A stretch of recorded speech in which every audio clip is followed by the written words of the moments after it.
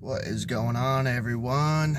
I haven't been doing the intros like normal because if you guys have been keeping up, I've kind of been going back to the old style of making segments on YouTube.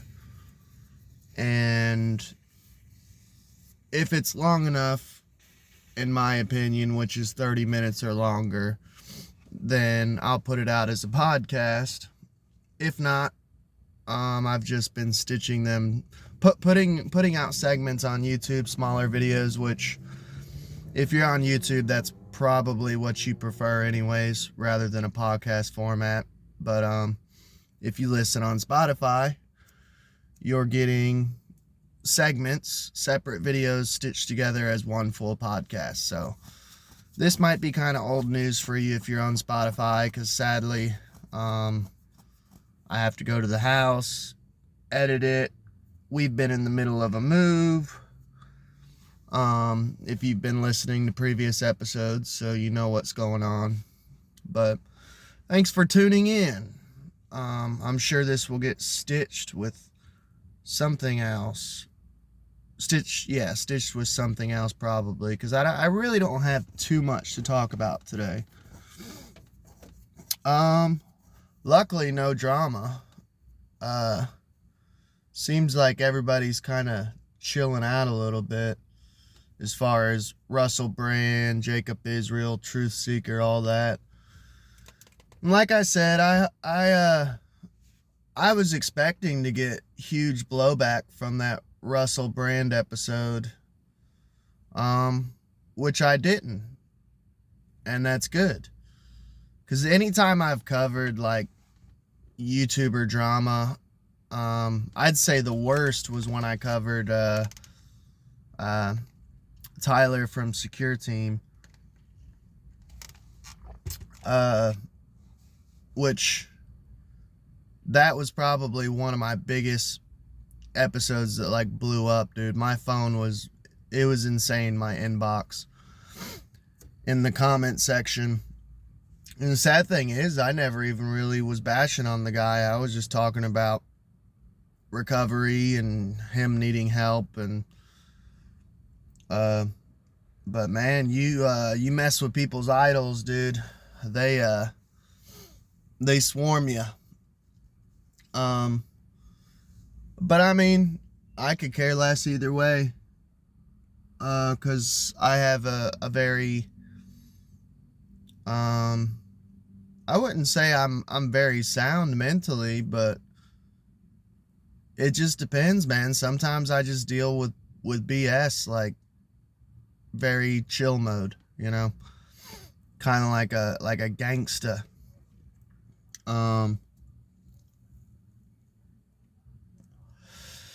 So I live in Kentucky, man, and it sucks because I live in a small town.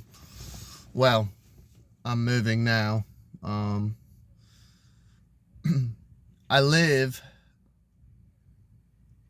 will be living in a bigger town, Lexington now. And everyone's been talking about the Northern Lights, man.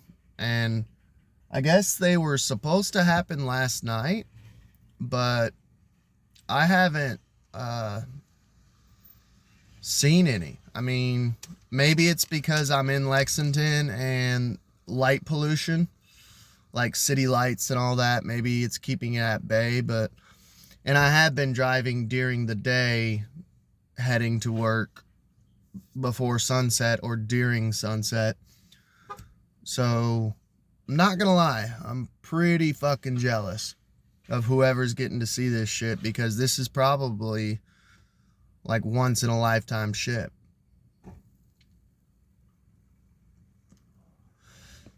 And I missed the eclipse last time.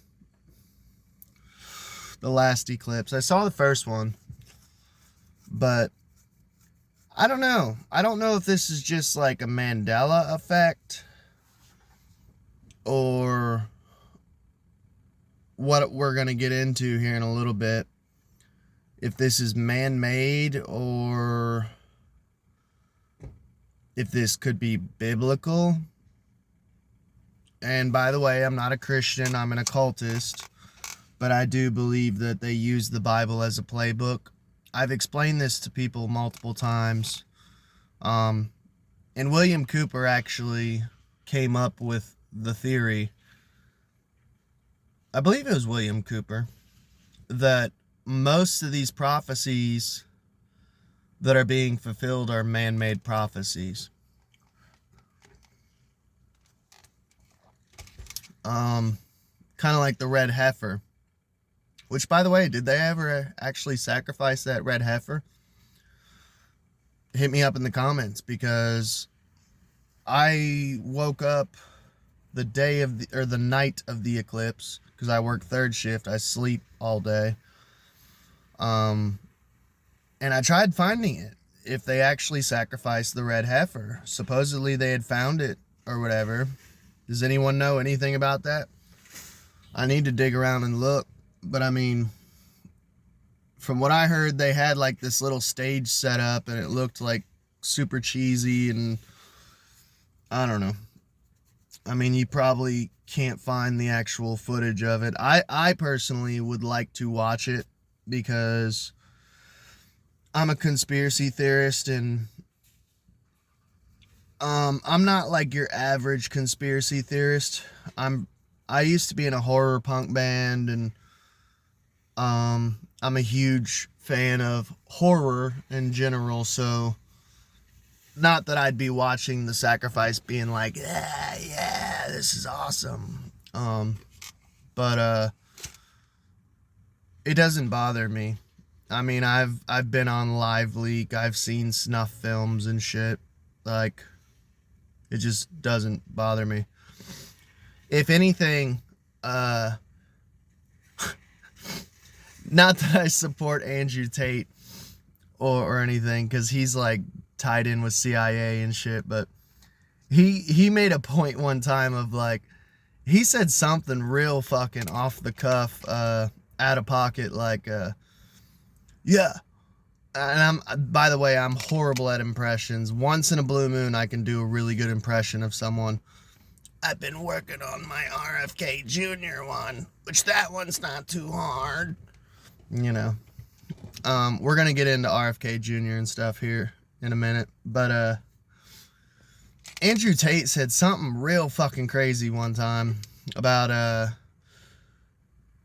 yeah, I watch snuff films. That way, if shit hits the fan while I'm at a cafe or something, and someone's getting their brains blown out, I'll be dodging bullets and beating this motherfucker up. Or he said something along the lines of, he's watched enough snuff films that, like, if someone, like an active shooter situation, everyone else would be freaking out. Like, oh my God, my buddy next to me just got his head blown off, and they'd be like, oh, going into like a panic attack. And he was like, not me, dude. Like, I purposely watch snuff films and shit, so that way when shit hits the fan, like, in a time of almost like warfare, like, I'm ready to fucking go, dog. And I have this unique ability to cut off emotion. Here's a little story. It's story time with Abe Williams. Abe Williams. I don't hide behind a fake name, dog. Me and my ex-wife were together, and we were living at my brother's at the time. And Stella Sue, our daughter, was like just learning how to walk, basically. Like, she was standing in her crib, she was walking, but she wasn't that good at it. And dude, every parent knows this situation. This was in a split fucking second. I was sitting up on the bed and was like holding her, and she was walking. And dude, within a split second, I think all I did was turn around for 1 second to like put a cigarette down or something. Yes, I smoke. I'm part Native American, and they think I might have schizophrenia, so smoking, yeah, I smoke a lot. But I mean, it was like a second, man, that I turned away and she fell and busted her lip, and it split through like probably like a quarter inch all the way through, and she was sticking her tongue through it going like, it was bad. And what happened was she fell and she hit her mouth on the baseboard of the bed. And this might actually just be a little bit of story time, because there's another story I want to tell after this one about, I have a scar on one of my sides of my eye. I don't know if I ever told that story. I can't remember here it is right there. Big ass scar. I'm Scar. I'm Team Scar. Fuck Mufasa. But anyways, can you tell I took my ashwagandha today? She busted her lip, and my ex-wife, she's dead now, was freaking the fuck out, dude. Like, just going insane. Like, what are we gonna do? And I just literally, like, I'm like, stop, because my older brother, he's a nurse, so I just went into my brother's room, and he was on the computer or something. I was like, okay, Stella just busted her mouth, like, pretty fucking bad. Can you come in here and look at it, and do we have to go to the hospital or not? And he came in and looked at it, and he's like, yeah, that needs stitches. And I think she only had to get, like, 1 or 2 stitches, like, but, my ex-wife was freaking the fuck out, man. Just, and I'm like, I just went into, like, drill sergeant mode. Like, I swear in a past life, I must have been in the military. Now, I'm not trying to, okay, because most people, when they say, like, in past lives, they're fucking Napoleon or Julius Caesar or George Washington. I'm not saying that I was something grandiose, but I had to have been, like, something, maybe, like, being humble. Maybe, like, I was, like, a middle rank, like a corporal, or I don't know. I'm not in the military, never was in the military. A lot of my family's military, but something below general, below, maybe I was like a lieutenant, I don't know, something mid-level, because I just went into, like, drill sergeant mode, and I wasn't trying to be, like, mean or chauvinistic or nothing, but I was just like, I just was like, look, bitch, chill the fuck out. You're gonna have to straighten the fuck up before we go to this goddamn hospital. And she was just like, like she'd never been spoke to that way, you know? And my sister-in-law, I'll never forget, I looked over and my sister-in-law was like, because she's like, chill this bitch out, dude. Like, it's not the end of the world. She's just gonna have to get a couple stitches. It's okay. But anyways, red heifer.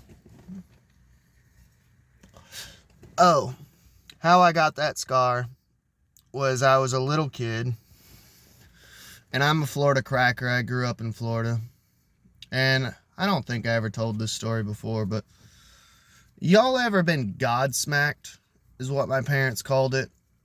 I was talking to my therapist about this one time, and she's a Christian, but she classified this maybe as like magical thinking, almost, of like how we're not really supposed to believe in the whole concept of God punishing us. Maybe because of her Christianity, she didn't like that idea or concept, because she seemed kind of like woo-woo and new age, like she probably doesn't read the Old Testament, you know, and realize that God, Yeanopolis or whatever the fuck his name is like some evil entity controlling this realm that we're all suffering in.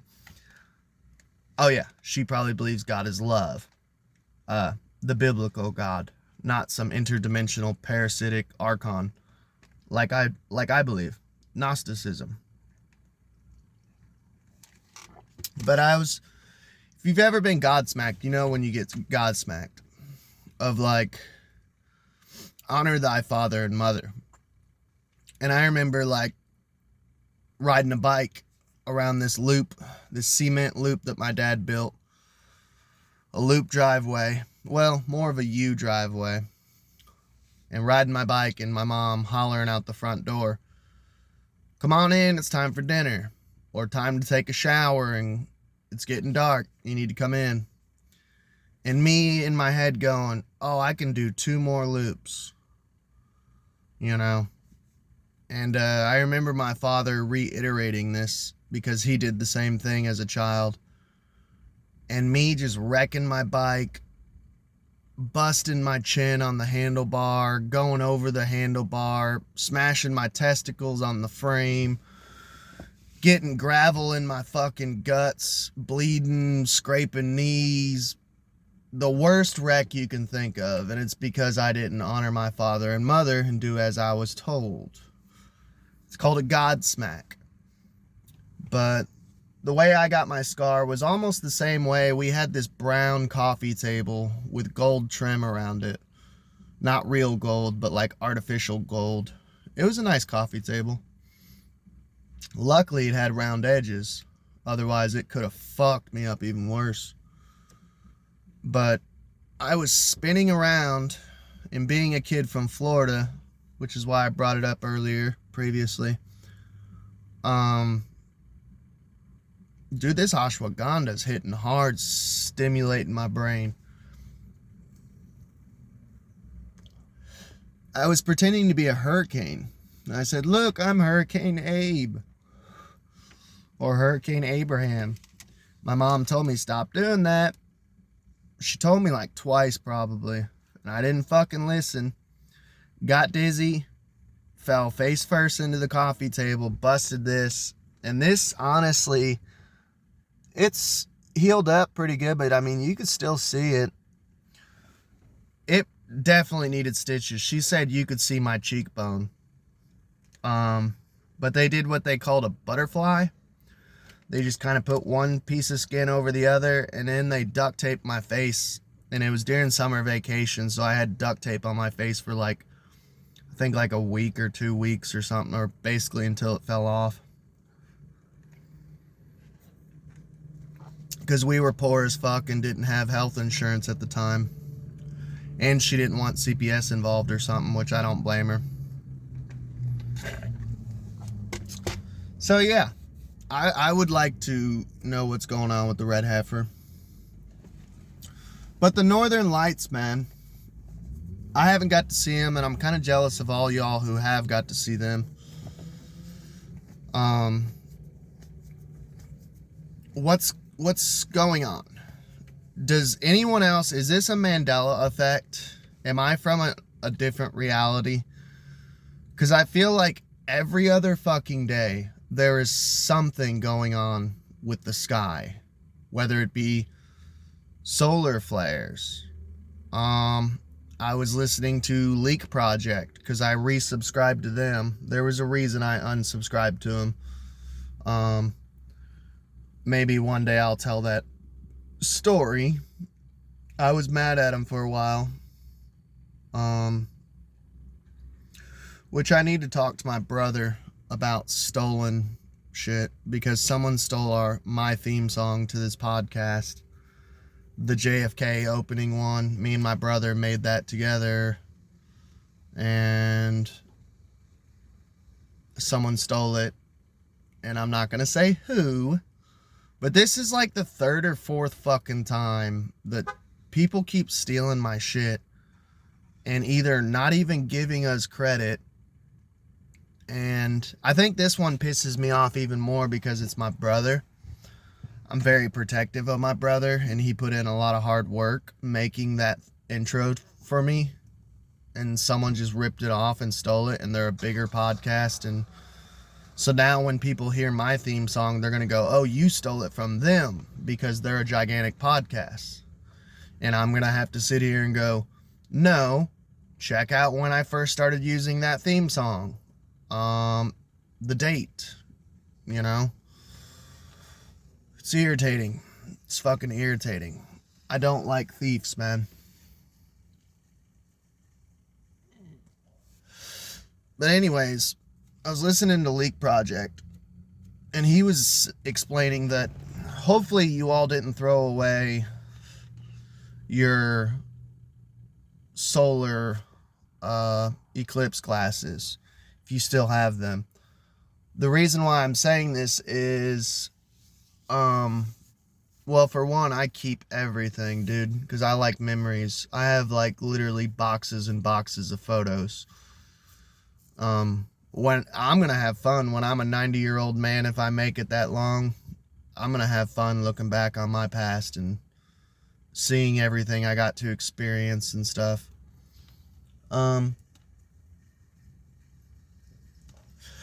Look at the sun with them, because apparently there's all these fucking, like, black spots. I think they call them, like, sunspots or something, all over the sun. And Bret Weinstein, which I like Bret Weinstein. I'm not gonna lie, like, probably like 4 years ago, I was getting real big into Jordan Peterson, Bret Weinstein, Milo Yiannopoulos, which everyone's kind of bashing on Milo Yiannopoulos here lately. Saying like, oh, he's like, his career has failed now. And I've always kind of wondered that. Like, there's a Doug Stanhope joke about it, on how, like, anytime anyone passes who is, like, rich and famous, everyone's like, especially when they die young, like the 27 Club. If you don't know what that is, check out my YouTube channel. I did a whole episode on the 27 Club. On how they're like, oh, they could have given us so much more. And it's like, why do they never just appreciate what they created? You know? Like, when I die, if they say, oh, if I died right now, I'm 32 years old,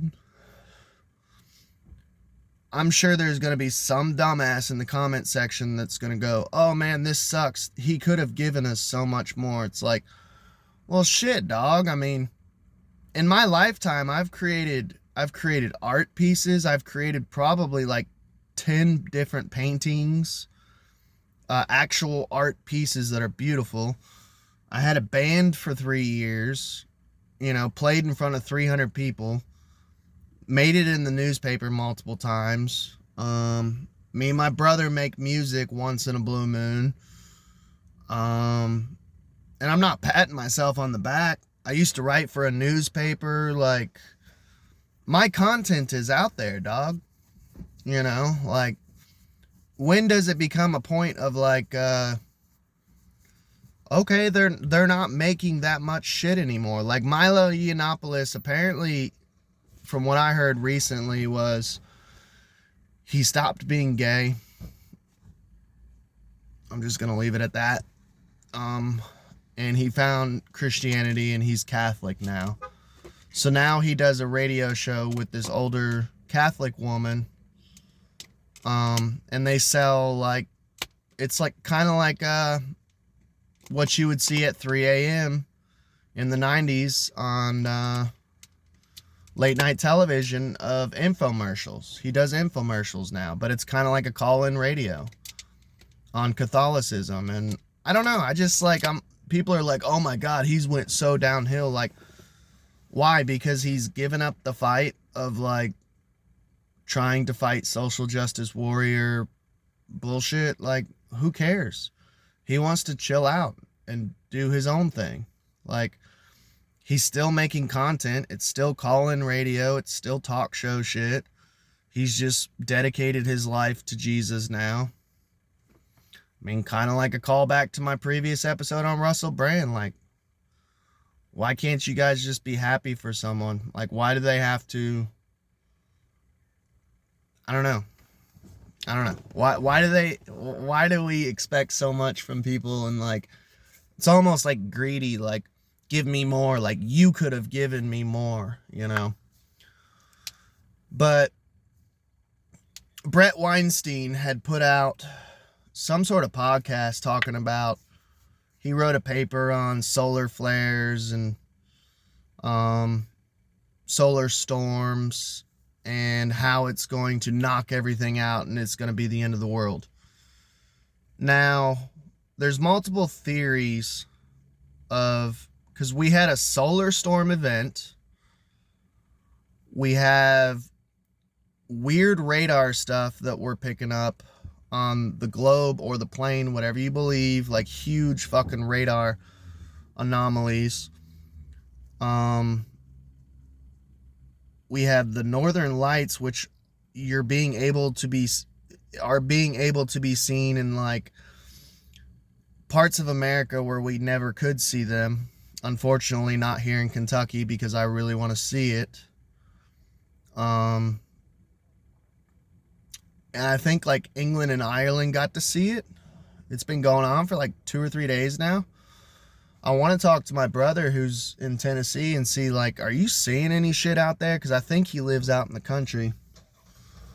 But we have all these anomalies. And being a 90s kid, and maybe it was the area that I was raised in, like Florida, is this, hit me up in the comments, is this not strange to you all? I feel like every other day there is something going on in the sky. Like natural. Like northern lights, solar eclipse, sun flares, sunspots. I picked up a newspaper the other day because it said here in Kentucky we're supposed to have this super rare fucking pink moon, which I think it passed now. And then like a hunter's moon, and then a blood moon, and then a blue moon, and like we're having all this strange moon shit going on here. I'm actually looking up at the moon. Is it just me? Or does it feel like every other day something insane is going on in the sky? And I feel like it ties in with like the book of Revelation, whether it be a playbook or whether it be God giving us signs of like, look up to the skies. I believe he said, like, keep your eye on the skies. You know, you're going to see strange phenomenon. Now, the theory of it being man-made, I see a lot of people going, and I'm not disagreeing with them, but I don't think they're as deep down the rabbit hole as I am. I see a lot of people blaming it on haarp.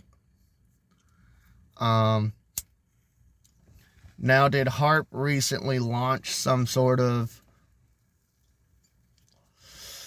experiment here recently? I seen something about, somebody was saying something about a XX experiment or something. Is haarp doing something experimental? I don't know. Haarp is not my expertise. I don't even think I've ever even did an episode on it. The theory is that it's weather warfare, weather control.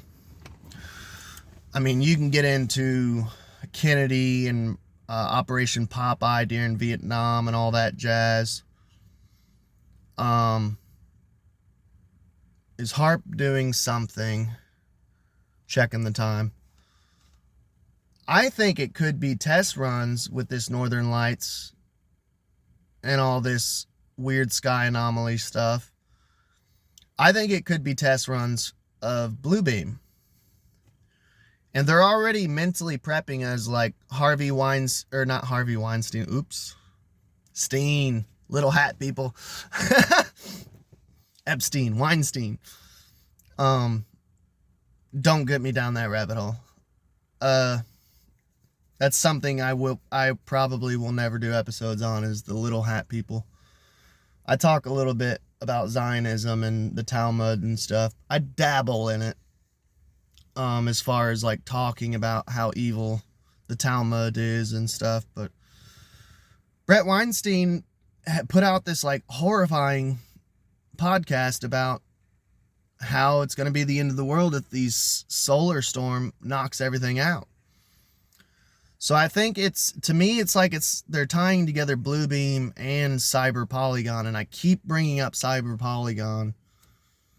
They're going to shut everything down, is my theory. And they're going to blame it on natural causes, like another Carrington event, which I'm going to do an episode on Carrington event one of these days when I finally get settled in and get my computer hooked up and I can get back into podcasting like I want to. I'm going to cover the Carrington event, which was natural. Unless there's some crazy conspiracy that it could have been some evil anti-Tartarian tech or something. I don't know. If you believe in Tartaria. But I think they're going to blame something that they do of flipping the switch and shutting everything down. And they're going to use like an EMP or something. And they're going to blame it on Russia or blame it on the natural of a solar storm or solar flare or something like that.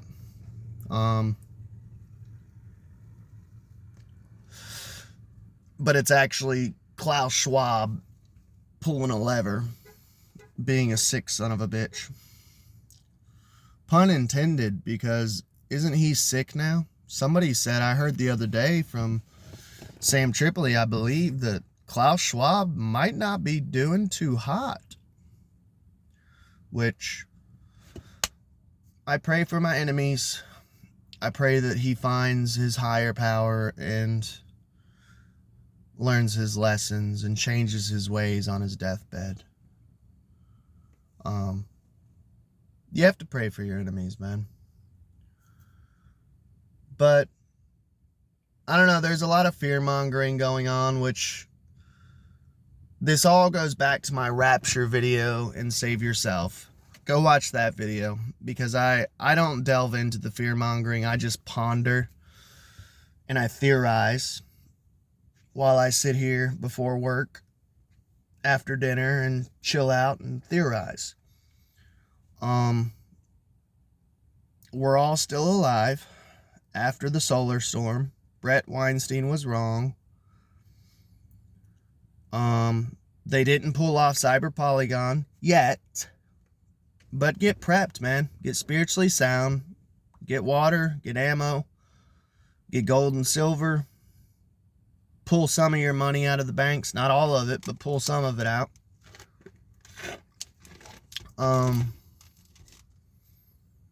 I don't know. We hit the 30-minute mark, and I told a bunch of crazy shit.